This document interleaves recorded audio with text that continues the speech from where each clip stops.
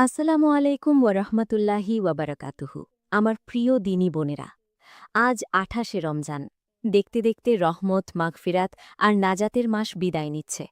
আর মাত্র ২ দিন পরেই আমাদের বহু প্রতীক্ষিত আনন্দের দিন ঈদুল ফেতর। ঈদের প্রস্তুতি তো সবার ঘরে ঘরেই চলছে, তাই না? আর ঈদের আনন্দ কি মেহেদি ছাড়া সম্পূর্ণ হয়?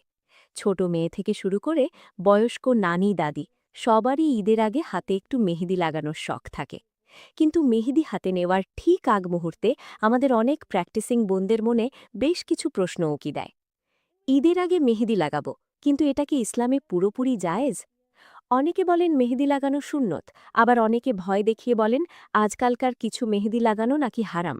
কোনটা আসলে সত্যি? সবচেয়ে বড় প্রশ্ন, মেহেদি লাগালে কি অজু হবে? অজু না হলে তো নামাজই হবে না। এটা কি সত্যি? প্রিয় বোনেরা, আপনাদের মনে জমে থাকা এমন অসংখ্য প্রশ্নের উত্তর নিয়েই আমি আজ আপনাদের সামনে এসেছি। আজকের ভিডিওতে আমরা হানাফি মাযহাবের আলোকে সম্পূর্ণ নির্ভরযোগ্য তথ্য দিয়ে এই বিষয়গুলো একদম জলের মতো পরিষ্কার করে দেব ইনশাল্লাহ। কোনো ভয়ভীতি নয়, বরং ইসলামের সঠিক সৌন্দর্যটা আজ আমরা জানব। তাই ভিডিওটি না টেনে শেষ পর্যন্ত আমার সাথেই থাকুন।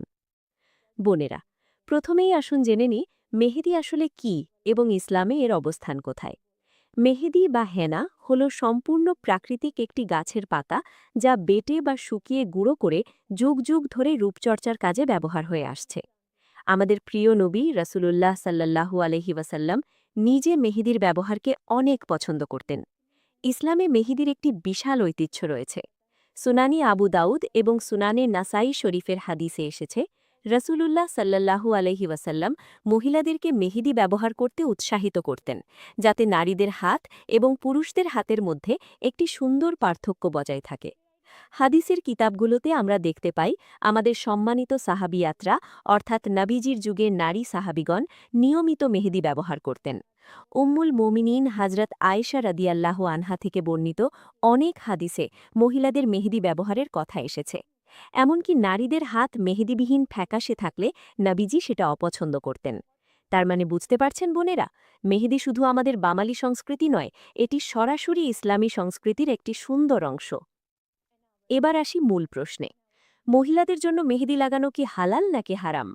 হানাফি মাযহাবের শ্রেষ্ঠ ফকিহ ও আলেমদের সুস্পষ্ট মত হল, মহিলাদের হাতে ও পায়ে মেহেদি লাগানো শুধু হালালই নয়, বরং এটি মুস্তাহাব বা অত্যন্ত সাবাবের কাজ। বিশেষ করে বিবাহিত নারীদের জন্য স্বামীর সামনে নিজেকে সুন্দরভাবে উপস্থাপন করার নিয়তে মেহেদি লাগানো একটি সুন্নাত আমল। আপনি যখন আপনার স্বামীকে খুশি করার জন্য হাতে সুন্দর করে মেহেদি রাঙাবেন, আল্লাহ তাআলা আপনার আমলনামায় সাবাব লিখে দেবেন। সুবহানাল্লাহ। এখন প্রশ্ন আসতে পারে, যারা অবিবাহিত মেয়ে, ছাত্রী বা ছোট বাচ্চা, তাদের ক্ষেত্রে হানাফি মত কি? বোনেরা, অবিবাহিত মেয়েদের জন্য মেহেদি লাগানো সম্পূর্ণ জায়েজ এবং মুস্তাহাব। এটি নারীদের স্বভাবজাত সৌন্দর্যের অংশ। আর সামনে যেহেতু ঈদ, ঈদে নিজেকে সাধ্যমতো পরিপাটি ও সুন্দর রাখা একটি সুন্নাত। রাসূলুল্লাহ সাল্লাল্লাহু আলাইহি ওয়াসাল্লাম ঈদের দিন গোসল করতেন, ভালো পোশাক পরতেন। তাই ঈদের আনন্দ প্রকাশের জন্য, পরিবারের সবার সাথে আনন্দ ভাগাভাগি করার জন্য আপনারা নিশ্চিন্তে মেহেদি লাগাতে পারেন। এতে কোনো গুনাহ নেই, বরং ইসলামী শরিয়তের সীমার মধ্যে থেকে আনন্দ প্রকাশ করার জন্য আল্লাহ আপনাকে উত্তম প্রতিদান দেবেন। বোনেরা, এতক্ষণ আমরা জানলাম মেহেদি লাগানো ভালো, কিন্তু এখানে একটি খুব গুরুত্বপূর্ণ সতর্কতা আছে। সব ধরনের মেহেদি কিন্তু ইসলামে জায়েজ নয়। হানাফি মাযহাব অনুযায়ী কিছু কিছু মেহেদি বা রং ব্যবহার করা সম্পূর্ণ নিষিদ্ধ।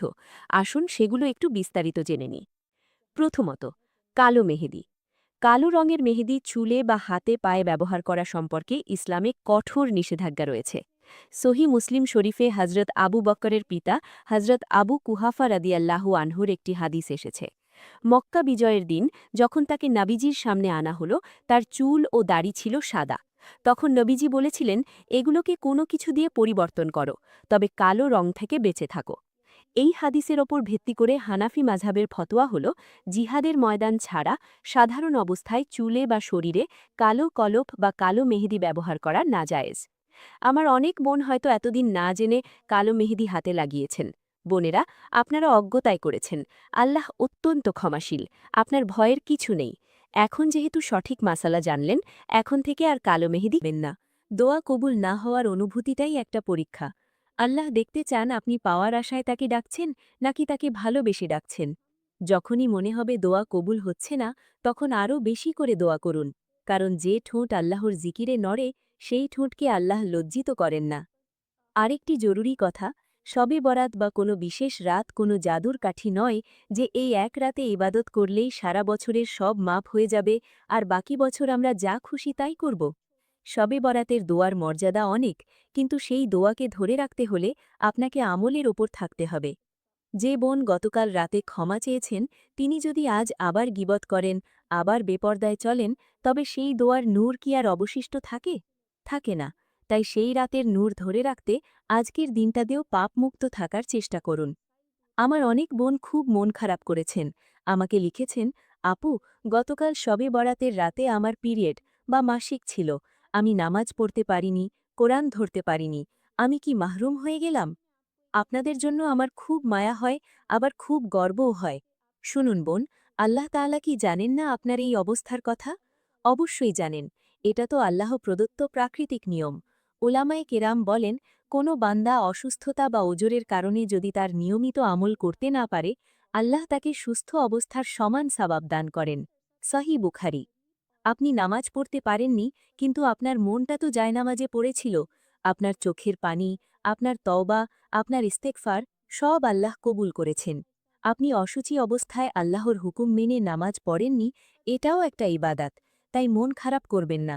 আপনার নিয়ত আল্লাহ দেখেছেন, আর নিয়তের ওপরেই মুমিনের পুরস্কার। ভিডিওর শেষ অংশে খুব সতর্কবাণী দিতে চাই। কিছু কাজ আছে যা করলে দোয়া আকাশের দরজায় আটকে যায়, কবুল হতে চায় না। ১. হারাম উপার্জন এবং হারাম খাবার। আপনার পেটের খাবার বা পরনের কাপড় যদি হারাম টাকার হয়, তবে দোয়া কবুল হওয়া খুব কঠিন। নবীজি সাল্লাল্লাহু আলাইহি ওয়াসাল্লাম সেই ব্যক্তির কথা বলেছেন যে ধুলোবালি মাখা শরীরে হাত তুলে ইয়া রব বলে ডাকে, কিন্তু তার খাবার হারাম, তার দোয়া কিভাবে কবুল হবে? ২. তাড়াহুড়ো করা। দোয়া করলাম কিন্তু কবুল হল না, এই অভিযোগ করা। ৩. গাফেল বা অমনোযোগী অন্তর। মুখে দোয়া করছেন, কিন্তু মন পড়ে আছে দুনিয়ার চিন্তায় বা মোবাইলে, এমন দোয়া আল্লাহ শোনেন না। তাই আসুন আমরা তওবা করি এবং হালাল রুজির ওপর থাকার ওয়াদা করি। ভিডিওটি শেষ করার আগে আপনাদের একটি হাদিস শোনাতে চাই, যা শুনলে আপনার চোখ ভিজে যাবে। আমাদের প্রিয় নবীজি হজরত মোহাম্মদ সাল্লাল্লাহু আলাইহি ওয়াসাল্লাম বলেছেন, নিশ্চয়ই তোমাদের রব পরম লজ্জাশীল এবং দাতা। যখন কোনো বান্দা তার কাছে 2 হাত তোলে, তখন তিনি সেই হাত দুটিকে খালি ফিরিয়ে দিতে লজ্জাবোধ করেন। সুনানে আবু দাউদ। সুবহান আল্লাহ। চিন্তা করেছেন মন, আপনি যার কাছে হাত পেতেছেন, তিনি আপনাকে খালি হাতে ফেরাতে লজ্জা পান। তিনি আপনাকে দেবেনই, হয়তো একটু দেরি হচ্ছে, হয়তো অন্য কোনো উপায়ে, কিন্তু তিনি আপনাকে বঞ্চিত করবেন না। তাই চোখের পানি মুছুন, জায়নামাজ আঁকড়ে ধরে রাখুন। আপনার রব আপনার খুব কাছেই আছেন। তিনি শুনছেন, তিনি দেখছেন। বিশ্বাস রাখুন, ইন্নাল্লাহা মাআস সাবিরিন। নিশ্চয়ই আল্লাহ ধৈর্যশীলদের সাথে আছেন। আজকের আলোচনাটি যদি আপনার হৃদয়ে সামান্যও প্রশান্তি এনে থাকে, তবে অনুরোধ করব ভিডিওটি আপনার প্রিয় বান্ধবী, বোন বা আত্মীয়দের সাথে শেয়ার করুন। হয়তো তার মনটাও খুব খারাপ। আপনার একটা শেয়ার তাকে নতুন করে বাঁচার আশা দেবে। আর কমেন্ট বক্সে লিখুন, ইয়া আল্লাহ, আপনি আমার দোয়া কবুল করুন এবং আমাকে আপনার প্রিয় বান্দা হিসেবে কবুল করুন। আমি সবার কমেন্ট পড়ব এবং আপনাদের জন্য খাস দিলে দোয়া করব।